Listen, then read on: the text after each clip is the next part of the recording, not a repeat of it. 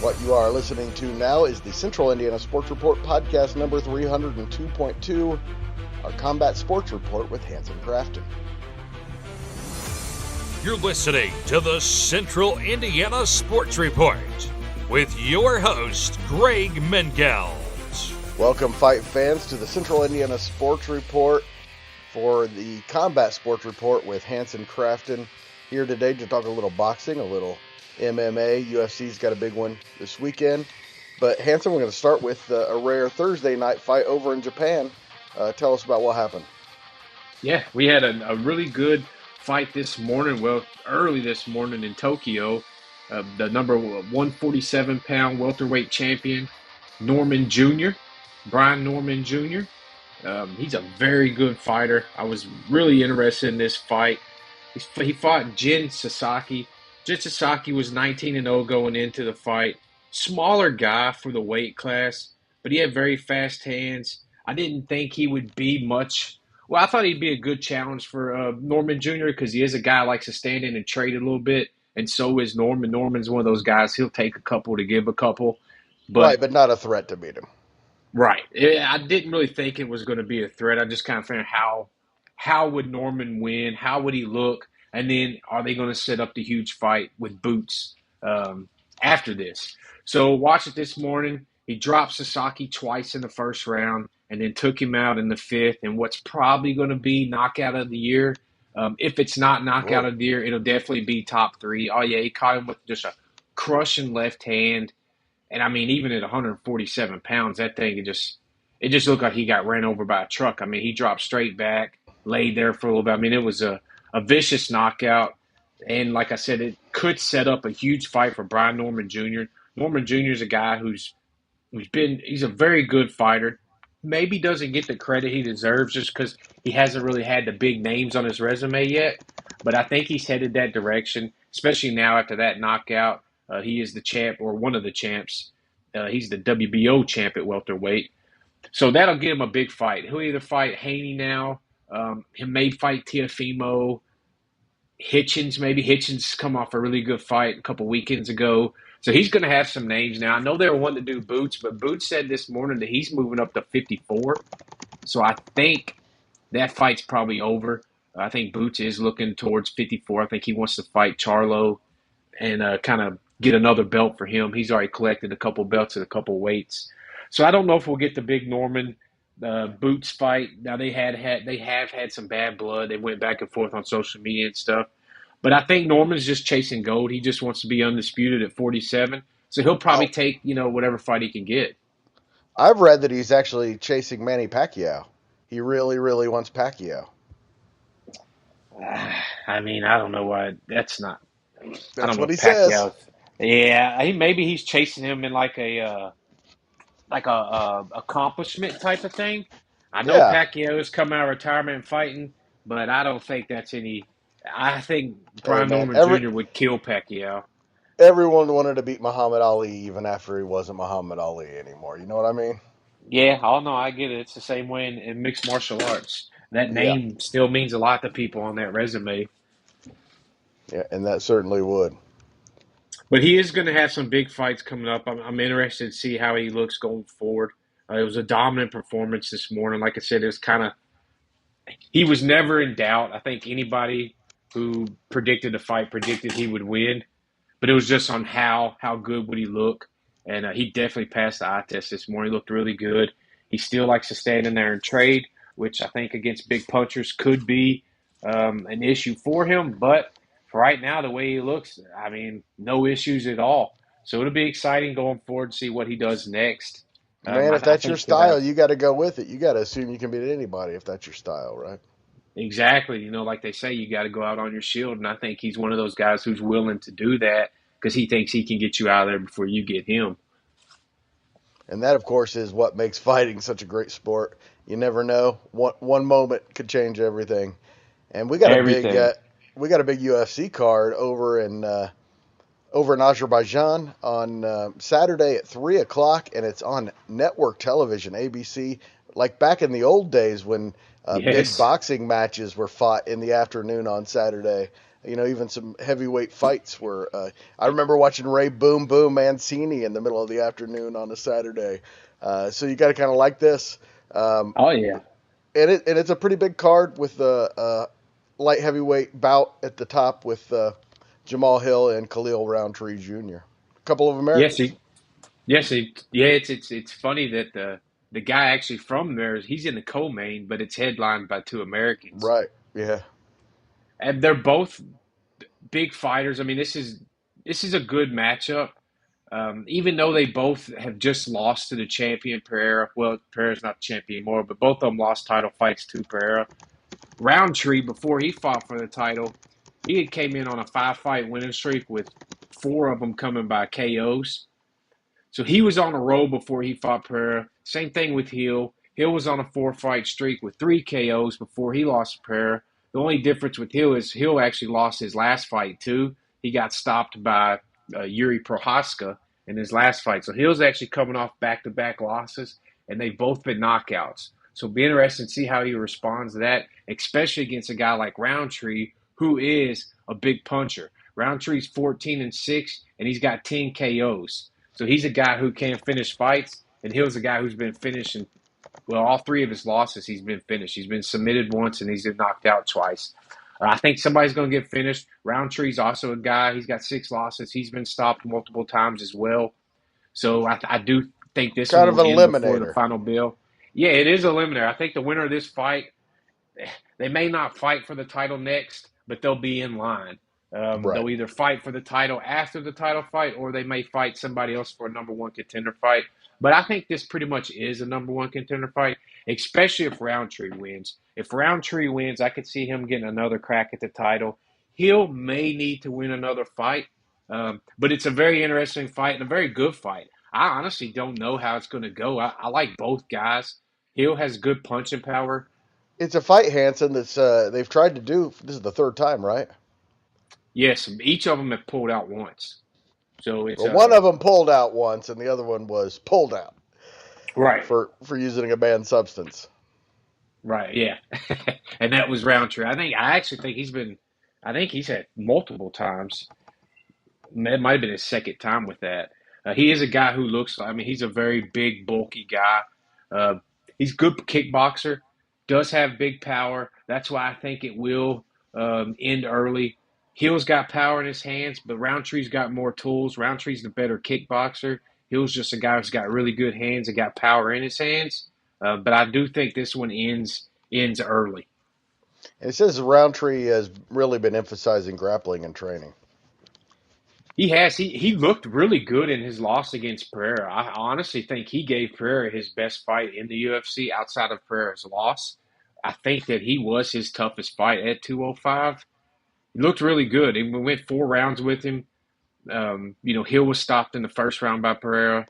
So he did, he's got the best or the better fight against the same opponent.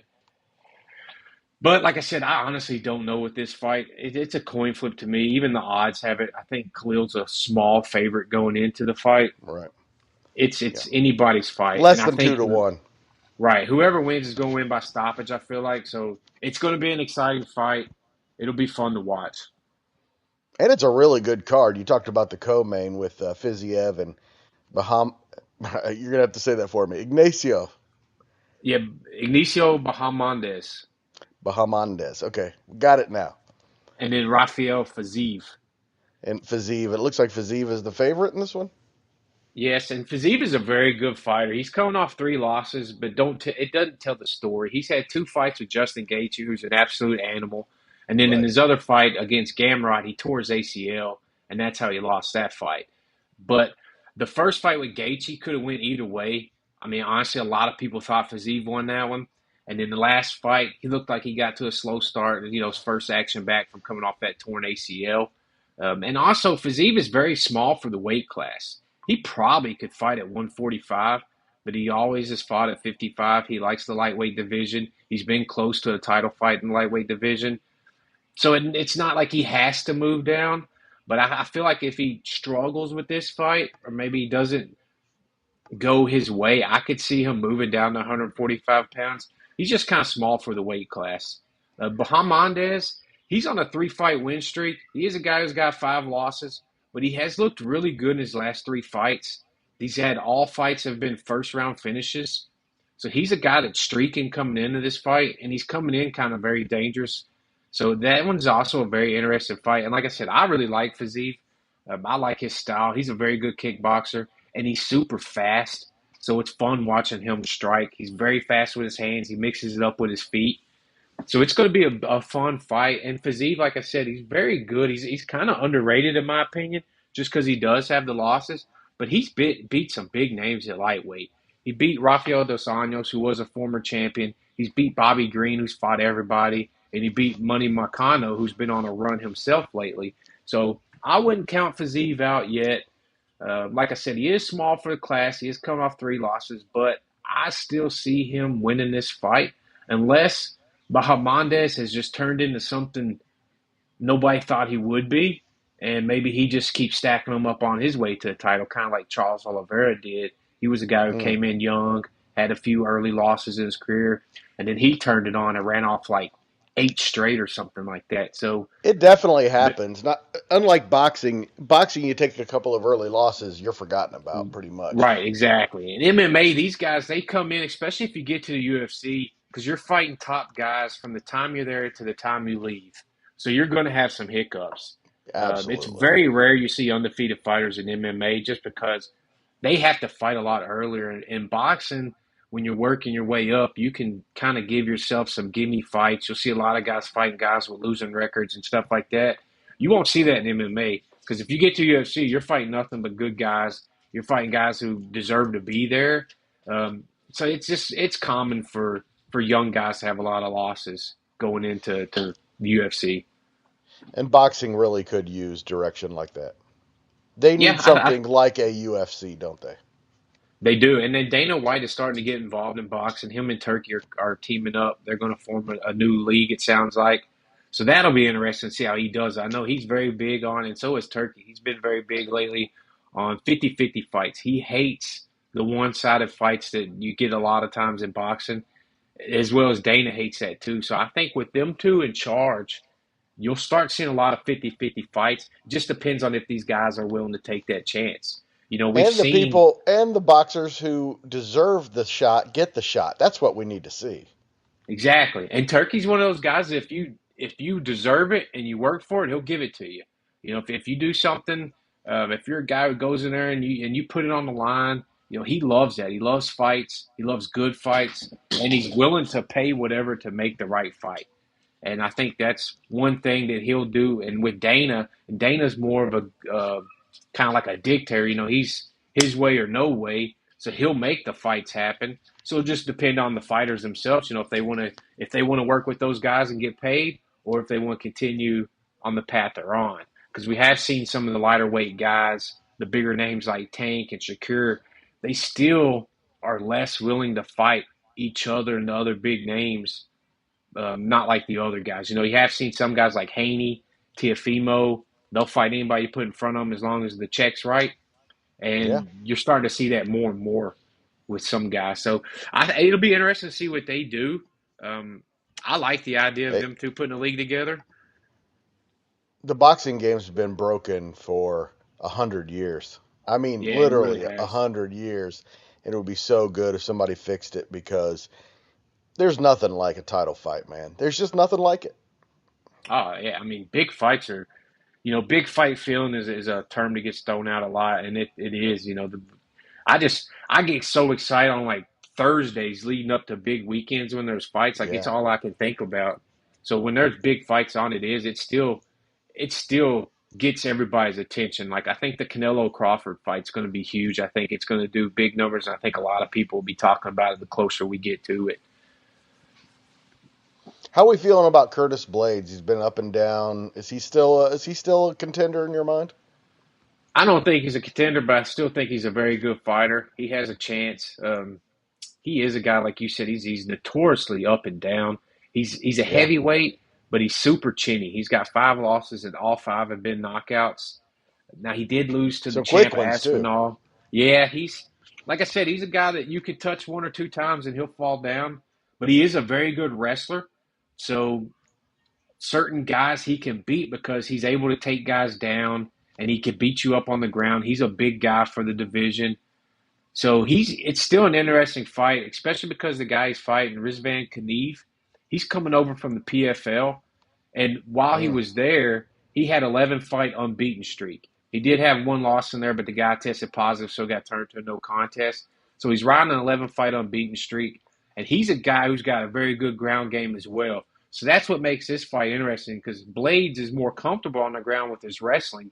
But this guy, he can finish you on the ground with punches. He's got ground and pound finishes, and he can submit you as well. So this So is a very interesting fight. you like Kuniev at the plus, as the underdog? I do. I think he's a very live dog in this fight. More Like than I said, 2-1 odds. Blades is coming off a knockout loss, and like we said, he's very up and down.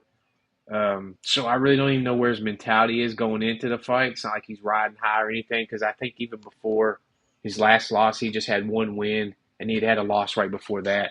So I really don't know where he's at in his career, and maybe I feel like this might be a fight that's kind of showcasing Rizvan. He is coming off a Dana White Contender Series. That is the show that Dana kind of does himself, where they kind of look for up-and-coming guys. So I think they're probably looking to give him a little shine, and they're probably going to try to use the Blades rub for that. Because Curtis is still a big name in the division. He's coming off a title fight. He's beat some names. So I think this is an interesting fight. But, yeah, I would definitely I feel very good about Kaniv being a good underdog. Looks like a pretty deep card. You got a lot of fighters from Azerbaijan, Kyrgyzstan, and Tajikistan, as you might expect from a card in Azerbaijan. Again, 3 o'clock on Saturday. Can be seen on ABC. It's at Baku Crystal Hall in Baku, Azerbaijan, over in just east of Europe, as you might say, over in the mountains there. Interesting to see that they get a big card over in a country like that. Very, very cool to see. Yeah, he's notorious for that. He likes to, if he has a bunch of fighters from an area, he'll like to put on a show in that area. I know they're still Nice. waiting to do an Africa card. I think they're going to be headed to Africa soon because he does have quite a bit of African fighters now, or in that area. He's got a few in the Right. area. So I think they're working on an Africa card. I know the 185 middleweight champion, Drek, he is from South Africa. Israel Mm, Adesanya is from Africa. Kamaru Usman's from Nigeria. So I mm. think that's on their future plans as well. But Dana's always been very good about that. If you're from a country, if he's got a lot of fighters from an area, he'll put on a card there and he'll stack it up with all those guys. And it does well every time he does it. Any of those fights you like in particular? I do like the opening bout, the featherweight bout with Muhammad Neoviv and Bogdan Grad. Muhammad, very good. 12 wins, 3 losses, 6 wins by knockout. He has 5 first-round finishes. He also has 2 wins by submission. So this guy's a finisher. He's coming off of some good wins. So I'm interested to see him. He is kind of I wouldn't say a big favorite. He's plus 225, I think. So That's right. Yeah. that'll be interesting. He had a hiccup a couple fights ago against Lima, who's fairly good. He got submitted trying to roll around the ground with him. But outside of that, he's looked very good in his last few fights. He's had, I think this is his 5th fight in the UFC, maybe 6th fight. Yeah, it's his 6th fight in the UFC. He's 4-1. Like I say, he had the one hiccup, but it was at the very end of a fight. It was a grappling fight, and he just got caught in a submission. Mm. So this fight's interesting. I want to see kind of how he looks coming off of that. He did win his last fight. After that, it was a decision win. So I'm very interested to see this fight. And it starts the main card. So it's a good fight to start the main card, get everybody's attention. And, I think that's probably one of my fights I'm really looking forward to on there. Again, that starts at 3 o'clock on ABC. Can also be seen on ESPN Plus from Azerbaijan. The prelims begin at noon. That can actually be seen on ESPN too. So if you're a fight fan, this is going to be pretty available to you. A lot of good fights, it looks like, on the prelims as well. So, big day of fighting for fight fans. Yes, the prelims, the main event of the prelims is a good fight. Tell me Oban about that one. Elliott. Oban Elliott's a good fighter. He's a guy who's also kind of young coming up. He's 12-2, not really a finisher. He's only got 6 finishes, but 4 in the first round. But he's a guy to keep an eye on as well in the main event of the prelims. I think that's an exciting fight. And he's fighting the South Korean Seolkin Ko. He's also 11-2, and he is a big time finisher. He's got 10 finishes out of his 11 wins. So that's a good fight. I'm kind of excited about that fight as well. Thank you so much to Hanson for his time. Love doing this podcast with him, and he gets better every single time. And that guy knows his fighting. Ever since he started working for me 15, 20 years ago, I've always loved talking fighting with him. And thank you for listening. Please do us a huge favor and share this podcast with your friends, family, strangers, and even your enemies. Producer Susie says, do it.